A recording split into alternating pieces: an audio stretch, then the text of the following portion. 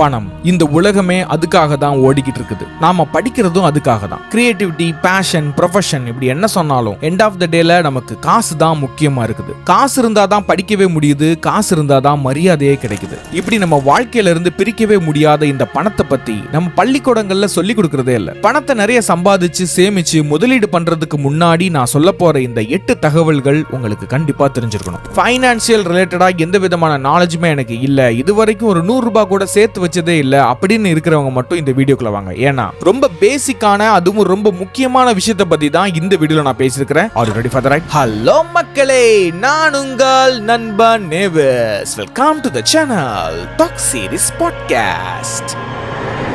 பணத்தை சம்பாதிக்கிறதுக்கு முன்னாடி ஒரு குடிமகனா நீங்க தெரிஞ்சுக்க வேண்டிய முதல் விஷயம் பணவீக்கம். 2004 4 ரூபாய்க்கு வித்த ஆரோக்கிய பால் இன்னைக்கு 15 ரூபாய். இந்த 20 வருஷத்துல கிட்டத்தட்ட 4 மடங்கு, அதாவது 400% கூடி இருக்குது. ஆனா அப்பையும் பேசிக் சேலரி 10,000 ரூபாய் தான், இன்னைக்கும் பேசிக் சேலரி 10,000 ரூபாய் தான். நம்ம நாட்டோட பொருளாதாரத்தை அதிகப்படுத்த அரசாங்கம் பணப்புழக்கத்தை அதிகப்படுத்துது. அதன் விளைவா மக்கள் மத்தியில நிறைய காசு புழங்குது. அதன் விளைவா வியாபாரம் அதிகமாகுது. பொருளோட மதிப்பு அதிகமாகிற காரணத்தினால பணத்தோட மதிப்பு குறைய ஆரம்பிக்குது. இது இன்னைக்கு நேத்து நடந்துச்சுன்னா உங்களால ரொம்ப எளிமையா கண்டுபிடிக்க முடியும். ஆனா இது ஒவ்வொரு வருஷமும் படிப்படியா உயரும். நம்மள எத்தனை பேர் பரோட்டாவை 2 ரூபாய்க்கு சாப்பிட்டுருக்கோம்? இன்னைக்கு அதே 2 ரூபாயை கொண்டு போனா கடைக்காரன் மூஞ்சில விட்டு எறிவான். நீங்க கொடுத்த 2 ரூபாயை ஒரு வருஷத்துக்கு கிட்டத்தட்ட 6ல இருந்து 8% பணவீக்கம் இருக்கிறதா சொல்றாங்க. அப்படின்னா இன்னைக்கு நீங்க கையில 100 ரூபாய் வச்சிருக்கீங்கன்னா அடுத்த வருஷம் அந்த 100 ரூபாயோட மதிப்பு 94 ரூபாய் தான். அப்ப நான் வச்சிருக்கிற ரூபாய பேங்க்லயோ இல்ல ஆர்டி எப்படின்னு சொல்றாங்களே அதுல போட்டு வச்சா என் பணம் பத்திரமா இருக்குமா அப்படின்னு கேட்டீங்கன்னா அதுலயும் சில பிரச்சனை இருக்குது. அதை பின்னாடி பார்ப்போம். ட்ரெடிஷ்னல் மைண்ட் செட்டில் இருக்கிற நம்ம பேரண்ட்ஸ் எல்லாரும் கிட்டத்தட்ட ஒரே மாதிரியான சிந்தனையோடு தான் இருப்பாங்க. நல்லவனா இருந்தா பணம் சம்பாதிக்கவே முடியாது, கெட்ட வழிகளில் மட்டும்தான் நிறைய பணம் சம்பாதிக்க முடியும், பணம் வச்சிருக்கிறவன் பாவியா மட்டும்தான் இருப்பான், பணம் சம்பாதிக்கிறது ரொம்ப கஷ்டம், இந்த மாதிரி நிறைய சொல்லிக்கிட்டே போகலாம். பணத்தை பத்தி ஒரு தவறான கருத்தை வச்சுக்கிட்டு பணம் சம்பாதிக்கணும்னு நினைச்சீங்கன்னா உங்க தகுதிக்கு ஏத்த அளவுக்கு கூட உங்களால சம்பாதிக்க முடியாது. நல்லா ஞாபகம் வச்சுக்கோங்க, பணம் யாரையும் கெட்டவனா மாத்தாது. பணம் நல்லவன் கிட்ட போச்சுன்னா நல்லது பண்ணுவான், கெட்டவன் கிட்ட போச்சுன்னா கெட்டதுதான் பண்ணுவான். பணத்தை சம்பாதிக்கிறதுக்கு முன்னாடி இவ்வளவுதான் என்னால சம்பாதிக்க முடியும், லட்சக்கணக்கான இல்ல கோடிக்கணக்கான பணத்தை என்னால சம்பாதிக்கவே முடியாது அப்படின்ற மனப்பக்குவத்துல இருக்கக்கூடாது. உங்களால கோடிக்கணக்கான பணத்தை சம்பாதிக்க முடியும்னு முதல்ல நம்புங்க. பணத்தை சம்பாதிக்கிறதுக்கு முன்னாடி வரைக்கும் பிரச்சனையே இல்லை. நமக்கு பிடிச்சிருக்குதோ பிடிக்கலையோ வேலை பார்க்குறோம், அந்த வேலைக்கு ஒருத்தர் பணம் கொடுக்குறாரு அப்படின்னு சொல்லும்போது முதல்ல ரொம்ப சந்தோஷமா இருக்கும். அந்த சந்தோஷத்துல நீங்க செய்ய போற விஷயத்தை பொறுத்து தான் நீங்க 10 வருஷம் கழிச்சு எப்படி இருக்க போறீங்கன்றத முடிவு பண்ணுது. அப்படி என்ன நீங்க செய்வீங்கன்னா பணம் வந்த உடனே எது தேவை எது ஆடம்பரம்னு தெரியாம உங்க மனசுல தோன்ற ஆசைக்கு ஏத்த மாதிரி எல்லா பொருளையும் வாங்குவீங்க. நம்மளை ஆட்டி படைக்கிற கார்பரேட் கம்பெனிஸ் எல்லாருமே நம்மளை பணமா தான் பார்ப்பாங்க. நான் காலேஜ் படிக்கும் போது ஐபோன் வச்சிருக்கிறது அவ்வளவு கெத்து. ஆனா இன்னைக்கு எனக்கு ஒரு 10 ஃப்ரெண்ட்ஸ் இருக்காங்கன்னா அதுல 2 பேர் ஐபோன் வச்சிருப்பாங்க. ப்ளூடூத்ல ஃபைல்ஸ் அனுப்ப முடியாது, ஒரு நாள் கூட சார்ஜ் நிக்காது. இந்த மாதிரி எந்த விதமான பயன்பாட்டுக்கும் உபயோகம் இல்லாத ஒரு பொருளை இந்த பொருள் வச்சிருந்தாதான் உங்க மதிப்பு கூடும் அப்படின்ற ஒரு பிம்பத்தை இந்த கார்பரேட் கம்பெனி உருவாக்குது. அதை நம்பி இந்த பொருளை வாங்குற கூட்டம் ஏகப்பட்டது இருக்குது. ப்ரோ சும்மா ஏதாவது சொல்லாதீங்க, அது எவ்வளவு செக்யூர் தெரியுமா அப்படின்னு நீங்க கேட்கறது புரியுது. அப்படி செக்யூர் பண்ற அளவுக்கு நம்ம கிட்ட என்ன டேட்டா இருக்குது? பேங்க் பேலன்ஸ்ல ஒரு 5 ரூபாய் 18 ஜிபிக்கு வளைச்சு எடுத்த செல்ஃபி அண்ட் வீடியோஸ். இந்த டேட்டாவை ப்ரீச் பண்ணி என்ன பண்ண போறாங்க?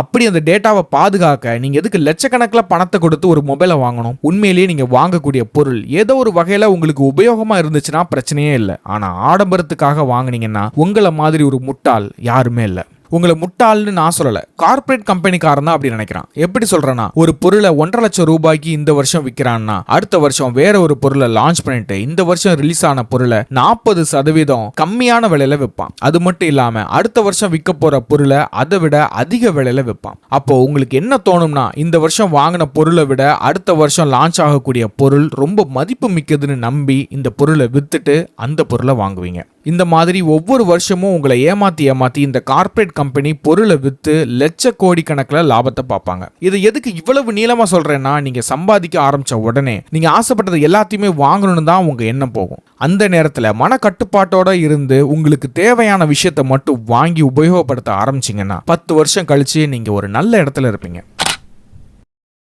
அப்ப எனக்கு தேவையான பொருளை இஎம்ஐல வாங்கினா பிரச்சனையே இல்லையா அப்படின்னு கேட்டீங்கன்னா இதுதான் இருக்கிறதுலே பெரிய ஸ்கேம். இஎம்ஐ மாதிரி ஒரு பகல் கொள்ளையை எங்கேயுமே பார்க்க முடியாது. நீங்க ஒருவேளை இஎம்ஐ ட்ராப்ல மாட்டாத ஒரு ஆளா இருந்தீங்கன்னா நீங்க ரொம்ப லக்கி பர்சன். மாசம் மாசம் கொஞ்சம் கொஞ்சமா பணத்தை கொடுத்து நமக்கு தேவையான பொருளை வாங்கும்போது நம்ம கையில இருந்து போகிற பணம் தெரியவே தெரியாது அப்படின்னு நினைச்சுதான் நம்மள பல பேர் இந்த இஎம்ஐ ட்ராப்ல மாட்டுறோம். உதாரணத்துக்கு நீங்க ஒரு பைக் வாங்குறீங்கன்னா அந்த ஃபைனான்ஸ் இந்த ஃபைனான்ஸ் எந்த ஃபைனான்ஸா இருந்தாலும் 15% தான் நீங்க எக்ஸ்ட்ரா கட்டுற மாதிரி இருக்கும், இல்ல 18% தான் நீங்க எக்ஸ்ட்ரா கட்டுற மாதிரி இருக்கும் அப்படின்னு சொல்லி உங்களை உருட்டுவாங்க. ஆனா உண்மையிலேயே கிட்டத்தட்ட 25% இருந்து 30% வட்டியை நீங்க எக்ஸ்ட்ரா கட்டுற மாதிரி இருக்கும். அதுலயும் டாக்குமெண்ட் சார்ஜஸ் வேற தனி. அதுலயும் ஒரு மாசம் நீங்க கட்டாம விட்டுட்டாலும் அதுக்கு பெனால்டி அது இதுன்னு போட்டு இன்னும் கொஞ்சம் அதிகமா தான் உங்க பணத்தை கட்டுற மாதிரி இருக்கும். நீங்க கஷ்டப்பட்டு சம்பாதிக்கிற பணத்தை யாரோ வயிற்று நிறைக்க எதுக்கு கொடுக்கணும்? அதனால முடிஞ்ச அளவுக்கு இந்த டிராப்ல மாட்டிக்காம தப்பிச்சுக்கோங்க. அப்ப அதுக்கு என்னதான் தீர்வு அப்படின்னு கேட்டீங்கன்னா, சீட்டு பணம் கேள்விப்பட்டிருக்கீங்களா? கம்பெனிக்காரங்க போடுற சிட் ஃபண்ட் சொல்லல,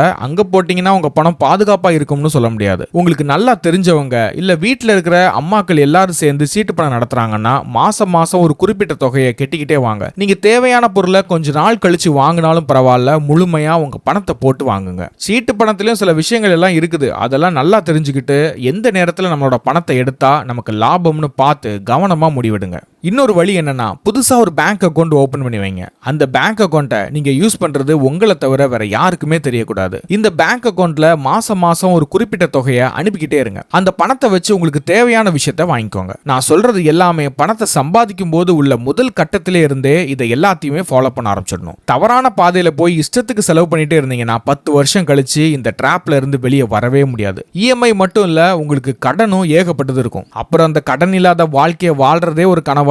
அந்த மாதிரி இல்லாம உங்களுக்கு ஏத்த மாதிரி ஒரு ரூலை டிசைன் பண்ணுங்க. 40-40-20 கேள்விப்பட்டிருக்கீங்களா? 40% உங்க சம்பளத்தை தேவைகளுக்காக பயன்படுத்தலாம். இன்னொரு 40% உங்க சம்பளத்தை ஆடம்பரத்துக்காக செலவு பண்ணலாம். மீதி இருக்கிற 20% சம்பளத்தை சேமிச்சு வைக்கலாம். உங்களுக்கு எது சரின்னு படுதோ அதுக்கு ஏத்த மாதிரி உங்க ரூலை டிசைன் பண்ணுங்க. கடன் அன்பை முறிக்கும்னு சொல்லுவாங்க, ஆனா உண்மையிலேயே கடன் வாழ்வை ஒழிக்கும். நீங்க சம்பாதிக்க ஆரம்பிக்கும் போதுல இருந்தே நான் வாழ்நாள் முழுக்க கடன் வாங்கவே கூடாது அப்படின்ற ஒரு முடிவுல இருக்கணும். நீங்க ஒரு நல்ல கம்பெனில வேலை பார்க்கும் போது கிரெடிட் கார்டு வாங்கிக்கோங்கன்னு சொல்லி உங்களை ரொம்ப டார்ச்சர் பண்ணுவாங்க. அந்த நேரத்துல நம்ம ஸ்டேட்டஸ் கூடிருச்சு, நாமளும் கிரெடிட் கார்டு யூஸ் பண்ணணும்னு ஆசைப்பட்டு கிரெடிட் கார்டு வாங்கி தேய்க்க ஆரம்பிச்சீங்கன்னா, நான் அப்ப சொன்னேன்ல வாண்ட்ஸ் அண்ட் நீட்ஸ்னு, அதுல சொன்ன மாதிரி ஒரு டிராப்ல மாட்டுவீங்க. எப்படின்னா, நீங்க எப்ப கேட்டாலும் கடன் கொடுக்கறதுக்கு ஒரு ஆள் இருக்கிறாங்கன்னா உங்க இஷ்டத்துக்கு நீங்க செலவு பண்ணுவீங்க. அதே தான் கிரெடிட் கார்டும். கிரெடிட் கார்டு ஒன்றும் நீங்க வச்சிருக்கிற பணம் கிடையாது, அது வேற ஒருத்தர்கிட்ட இருந்து வாங்குற கடன் அப்படிங்கறத நல்லா ஞாபகம் வச்சுக்கணும். நான் தான் மாசம் மாசம் கெட்டுவேனே, அப்புறம் எனக்கு என்ன பிரச்சனை அப்படின்னு கேட்டா, மாசம் மாசம் சரியான அளவுல செலவு பண்ணி அதை சரியான தேதியில ஒழுக்கமா உங்களால கெட்ட முடிஞ்சதுன்னா பிரச்சனையே இல்லை. அதுலயும் ஏதாவது மறைமுகமான சார்ஜஸ் போடுறாங்களான்னு உஷாரா பாத்துக்கோங்க. முடிஞ்ச அளவுக்கு கிரெடிட் கார்டை அவாய்ட் பண்றது ரொம்ப நல்லது. கையில பணம் இல்லைன்னா முதல்ல அதை தான் தேய்க்க சொல்லும். ஆடம்பரத்தால மட்டும் எல்லாரும் கடனாளி ஆக மாட்டாங்க. சில சூழ்நிலையும் நம்மளை அப்படிதான் மாத்தும். சில மோசமான சூழ்நிலையில கந்து வெட்டிக்கோ இல்ல பேங்க்லயோ நம்ம கடன் வாங்கக்கூடிய சூழ்நிலை ஏற்படும். அந்த சூழ்நிலை வர்றதுக்கு முன்னாடி நான் சொன்ன 40-40-20 பயன்படுத்தினீங்கன்னா இதுல இருந்து தப்பிக்க வாய்ப்பு இருக்குது. உங்க அன்றாட தேவைக்கு 40% சம்பளத்தை ஒதுக்க சொல்லியிருந்தேன்ல, அதுக்கு பதிலா 50 உங்க அன்றாட தேவைக்கு ஒதுக்கிட்டு மீதி இருக்கிற 50ல 25% பணத்தை அவசர தேவைக்காகவும், அதாவது எமர்ஜென்சி ஃபண்ட், மீதி இருக்கிற 25% பணத்தை எதிர்கால தேவைக்காகவும் பயன்படுத்துங்க. இப்படி பண்ணும்போது உங்களுடைய அவசர தேவைக்கு நீங்க யாருக்கிட்டையும் போய் கடன் வாங்கணும் கூட அவசியம் இல்லை.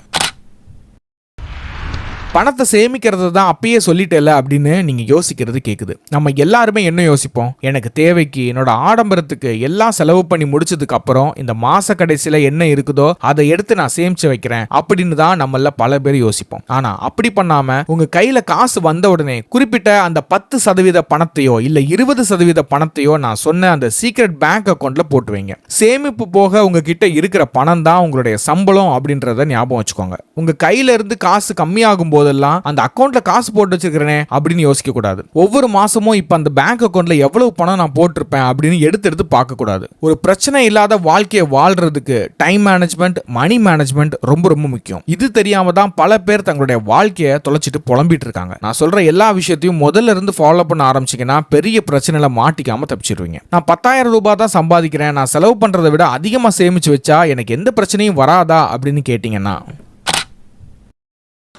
நீங்க சம்பாதிக்கிற பணத்துல இருந்து ஒரு குறிப்பிட்ட தொகையை சேமிச்சு வைக்கிறது ஒரு நல்ல ஒழுக்கத்தை கொடுக்கும். இப்படி ஒழுக்கமா இருக்கும்போது தான் எவ்வளவு பணம் வந்தாலும் ஒரு குறிப்பிட்ட தொகையை உங்களால சேமிக்க முடியும். பல பேர் நினைப்பாங்க, எனக்கு இவ்வளவு பணம் வர ஆரம்பிச்சதுக்கு அப்புறம் தான் நான் சேமிக்க ஆரம்பிப்பேன் அப்படின்னு. எங்க அப்பா அடிக்கடி சொல்லுவாரு, முதல் கோணல் முற்றிலும் கோணல் அப்படின்னு. நாம ஒரு விஷயத்த முதல்ல இருந்தே தப்பா பண்ணிட்டு இருக்கிறோம் அப்படின்னா கடைசி வரைக்கும் அதே தப்பு தான் பண்ணுவோம். ஏன் அப்படின்னா நாமளே அதை தப்புன்னு புரிஞ்சுக்கிட்டாலும் அந்த தப்பை நம்மளால சரி பண்ணவே முடியாது. அந்த அளவுக்கு அது ரொம்ப மோசமா இருக்கும். அதனால தான் முதல்ல இருந்தே இதை ஃபாலோ பண்ணுங்கன்னு சொல்றேன். நீங்க சேமிக்கிறது ஒரு நல்ல ஒழுக்கமா இருந்தாலும் அது மட்டும் பத்தாது. இப்போதான் உங்களுடைய வருமானத்தை ரெட்டிப்பா மாத்தணும். நம்ம தமிழ்நாட்டில் உட்காந்துக்கிட்டு 10,000 இருந்து 50,000 சம்பளத்துக்கு போகிறது எனக்கு தெரிஞ்சு அவ்வளவு கஷ்டமான விஷயம் கிடையாது. உங்களுக்கு நிறைய நேரம் இருக்குது அப்படின்னா பார்ட் டைம்ல உங்களால முடிஞ்ச ஏதாவது ஒரு வேலையை பாருங்க. இல்ல எனக்கு நேரமே இல்ல, நான் பார்க்கக்கூடிய வேலையிலேயே இந்த நாள் ஃபுல்லாவே போயிரும் அப்படின்னு சொன்னீங்கன்னா நீங்க பார்த்துக்கிட்டு இருக்கிற வேலையிலேயே எப்படி இன்னும் மேல சம்பாதிக்கிறது அப்படின்னு யோசிங்க. ஒவ்வொரு தொழிலையும் அதிக சம்பளம் வாங்குற ஆட்கள் இருக்க தான் செய்வாங்க. அப்ப அந்த இடத்துக்கு எப்படி போகணும் அப்படின்னு யோசிங்க. அதுக்கு ஏத்த மாதிரி உங்க தகுதியை வளர்த்துக்கோங்க. அதிகமா பணத்தை சம்பாதிக்கும் போது அதிகமா உங்களால சேமிக்க முடியும். இந்த நேரத்துல உங்க ஆடம்பர வாழ்க்கையை கொஞ்சம் கொஞ்சமா அனுபவிச்சுக்கோங்க. அதுக்குன்னு தேவைக்கு அதிகமா செலவு பண்ணீங்கன்னா மறுபடியும் அதே டிராப்ல தான் மாட்டுவீங்க. ஒரு பெரிய கடனை வாங்கி 15 வருஷத்துக்கு நீங்க உழைச்சாதான் அந்த கடனை அடைக்க முடியும்னா 15 வருஷத்துக்கு ஒருத்தருக்கு நீங்க அடிமையா இருக்கிறீங்க அப்படின்னு அர்த்தம். அடுத்த மாசம் காசை கட்டலைன்னா கழுத்தை நெரிப்பான் அப்படின்ற பயம் உங்களை தூங்கவே விடாது. ஆசைகளை அடக்காம இஷ்டத்துக்கு தேவையில்லாத பொருட்களை வாங்கிக்கிட்டு அவஸ்தையான வாழ்க்கையை வாழ்றதுக்கு பதிலா ஆசைகளை அடக்கிட்டு ஆனந்தமா வாழுங்க. நான் ஒரு சீக்ரெட் பேங்க் அக்கௌண்ட்ல பணத்தை போட சொன்னேன்ல, அந்த பேங்க் அக்கௌண்ட்ல உங்க அவசர தேவைக்கான பணத்தை மட்டும் வச்சுக்கிட்டு மீதி இருக்கிற உங்க எதிர்கால தேவைக்கான பணத்தை இந்த பேங்க்ல சும்மா போட்டு வைக்காம முதலீடு பண்ணணும். மணி அட்ராக்ட்ஸ் மணி. பணம் எப்பவுமே பணத்தை தான் இருக்கும். அதை சரியா பயன்படுத்தணும்னா நான் அப்பவே சொன்னதுதான், 100 ரூபாயை உங்க பேங்க் அக்கௌண்ட்ல போட்டு வச்சிருந்தீங்கன்னா அடுத்த வருஷம் அது 94 ரூபாயா மாறிடும். பணவீக்கம். அதனாலதான் அந்த பணத்தை வளர விடணும். சரி, அப்ப ஆர்டில போடலாமா? போஸ்ட் ஆஃபீஸில் உள்ள ஆர்டி ஒரு காலத்தில் நல்லா தான் ரிட்டர்ன்ஸ் கொடுத்துட்டு இருந்துச்சு. ஆனால் அது அந்த அளவுக்கு இல்லை. ஆனால் இப்போ நிறைய மாற்றங்கள் ஏற்பட்டு கிட்டத்தட்ட அதிகபட்சமாக 3% தான் தராங்க. இது பணவீக்கத்தோட பாதி அளவுக்கு கம்மி. புரியுற மாதிரி சொல்றதா இருந்தா, எங்க அப்பா 2019 இருந்து மாசம் 1000 ரூபாயா ஆர்டி போடுறாரு. இப்போ 60 மாசம் முடிய போகுது, அதாவது 5 வருஷம். இந்த 60 மாசம் முடிவுல 60,000 முதலீடு பண்ணியிருக்கிறாரு. ஆனா அவருக்கு கிடைக்கக்கூடிய ரிட்டர்ன்ஸ் பாத்தீங்கன்னா மொத்தமாவே 62,000 தான். அதாவது மொத்த லாபமே 2,000 ரூபாய் தான். 5 வருஷம் வெயிட் பண்ணி மாசம் மாசம் ஒழுக்கமா கரெக்டா காசை போட்டு நமக்கு கிடைக்கக்கூடிய ப்ராஃபிட் மொத்தமாவே 2,000 ரூபாய் தான். 2019 நான் 70 ரூபாய்க்கு பெட்ரோல் போட்ட ஞாபகம் இருக்குது. ஆனா இப்போ 1 லிட்டர் பெட்ரோல் 103 ரூபாய். சரி, எஃப்டிலியாச்சும் போடலான்னு பார்த்தா 6.5 இருந்து 7.5% வரைக்கும் இன்ட்ரெஸ்ட் தரேன்னு சொல்லிட்டு பணத்தை எடுக்கும்போது டிடிஎஸ் டாக்ஸ்னு சொல்லி சில காசை எடுத்துறாங்க. அது மட்டும் இல்லாம எஃப்டில நம்மளால கொஞ்சம் கொஞ்சமா பணத்தை போடவே முடியாது. ஆனா எஃப்டில போடுற பணத்தை யாரும் உங்ககிட்ட இருந்து திருட முடியாது. அது ரொம்ப சேஃப்ன்றதையும் தெரிஞ்சுக்கணும். அப்ப எங்க தான் முதலீடு பண்றதுன்னு கேட்டீங்கன்னா அதுக்கு ரொம்ப சிறந்தது ஸ்டாக் மார்க்கெட். கடந்த 5 வருஷத்துல ஸ்டாக் மார்க்கெட் நல்லா பெர்ஃபார்ம் பண்ணிருக்குது. கிட்டத்தட்ட 14% ரிட்டர்ன்ஸ் கொடுத்திருக்குது. நமக்கு 14% கூட வேண்டாம், குறைஞ்சது 12% இருந்தாலே நம்ம கோடீஸ்வரன் ஆயிரலாம். 5 வருஷத்துல கோடீஸ்வரன் ஆகணும்னா அதுக்கு நிறைய பணத்தை போடணும். அதை இன்னொரு வீடியோல பார்க்கலாம். உங்களுடைய 25% சம்பள பணத்தை ஒழுக்கமா ஸ்டாக் மார்க்கெட்ல இன்வெஸ்ட் பண்ணிட்டே வந்தீங்கன்னா இன்ஃப்ளேஷனை பீட் பண்ணி ஒரு நல்ல அமௌண்ட்டை உங்களால எடுக்க முடியும். அதுலயும் நிறைய ஜிஎஸ்டி எல்லாம் இருக்குது. அதெல்லாம் கழிச்சா கூட ஆர்டி எஃப்டியை விட உங்களுக்கு லாபம் அதிகமா தான் இருக்குது. ஒரு அவசர தேவைக்கு வேணா கோல்டுலயும் இன்வெஸ்ட் பண்ணுங்க. ஆனா மாசம் மாசம் நகைச்சீட்டு போட்டு தங்கத்தை வாங்கும் போது செய்கூலி சேதாரம்னு ஒரு அமௌண்ட் போட்டு நம்ம காசு தேவையில்லாம போகும். அது மட்டும் இல்லாம மறுபடியும் அந்த கோல்டை விற்கும் போது ஓரளவு லாபம் இருக்குதான், நான் இல்லைன்னு சொல்லல. ஆனா அது அந்த அளவுக்கு லாபம் இல்லைன்னு தான் சொல்லணும். எஸ்ஜிபின்னு சொல்லக்கூடிய பாண்ட்ஸ் வாங்கலாம். அது ஒரு நல்ல ஆப்ஷன். பல்கா ஒரு அமௌண்ட் இருந்துச்சுன்னா ஒரு சூப்பர் சாய்ஸ் எஸ்ஜிபி. ஆனா மாசம் மாசம்லாம் பாண்ட் வாங்க முடியாது. கவர்மெண்ட் எப்போ இஷ்யூ பண்றாங்களோ அப்பதான் வாங்க முடியும். பட் பாண்ட் ஒரு நல்ல இன்வெஸ்ட்மெண்ட் தான். ஒன்லி 3% டாக்ஸ், செய்கூலி கிடையாது, சேதாரம் கிடையாது. அது போக வருஷம் வருஷம் 2.5% இன்ட்ரெஸ்ட் கொடுப்பாங்க. ஆனா லாக்இன் பீரியட் 5 வருஷம் இருக்குது. அதையும் ஞாபகம் வச்சுக்கணும். உங்க நேரத்துக்கு லாக்இன் பீரியட் முடியிற நேரத்துல தங்கம் விண்ண முற்ற அளவுக்கு இருந்துச்சுன்னா நீங்க தான் ராஜா. இன்வெஸ்ட்மெண்ட் வந்துட்டா ரிஸ்க் இல்லாம எப்படி? கோல்டுல இருந்து ஸ்டாக் வரைக்கும் எல்லாத்துலயும் ரிஸ்க் இருக்குதுன்றதையும் ஞாபகம் வச்சுக்கணும். இன்வெஸ்ட்மெண்ட்ல ரொம்ப முக்கியமானது நம்ம வாழ்க்கை துணையை தேர்ந்தெடுக்கிறது. என்னப்பா சொல்ற, அதுக்கு என்னப்பா சம்பந்தம் அப்படின்னு கேட்டீங்கன்னா, நம்மள பல பேர் அழகை பார்த்து, பணத்தை பார்த்து, ஸ்டேட்டஸை பார்த்து, ஸ்டைலை பார்த்து காதலிக்கிறாங்க, கல்யாணம் பண்றாங்க. இல்ல எவ்வளவு படிச்சிருக்காங்க, எவ்வளவு சொத்து இருக்குது, எவ்வளவு டௌரி போடுறாங்கன்னு சொல்லி கல்யாணம் பண்ணி வைக்கிறாங்க. அழகை பார்த்தோ பணத்தை பார்த்தோ கல்யாணம் கல்யாணம் பண்ணாம பணத்தை நல்லபடியா கையாள தெரிஞ்ச துணையை கல்யாணம் பண்ணுங்க. ஏன்னா நீங்க ஒரு விஷயத்துக்காக சேமிக்க நினைப்பீங்க, அந்த நேரத்துல நீங்களே ஒழுக்கமா இருந்தாலும் உங்க கூட இருக்கிற உறவு அந்த சிந்தனையில இல்லைன்னா நீங்க சேர்த்து வைக்கிற பணம் எல்லாமே வீணா தான் போகும். அதனால உங்க வாழ்க்கை துணையை தேர்ந்தெடுக்கிறதும் ஒரு நல்ல முதலீடு தான். ஓகே, இந்த வீடியோல அவ்வளவுதான். இந்த வீடியோ பிடிச்சிருந்துச்சுன்னா மறக்காம லைக் பட்டனை தட்டி விடுங்க. நம்ம சேனலுக்கு புதுசுனா சப்ஸ்கிரைப் பண்ணுங்க. ஓகே, சென்று வருகிறேன். நான் உங்கள் நண்பன் நேவஸ். Okay, by.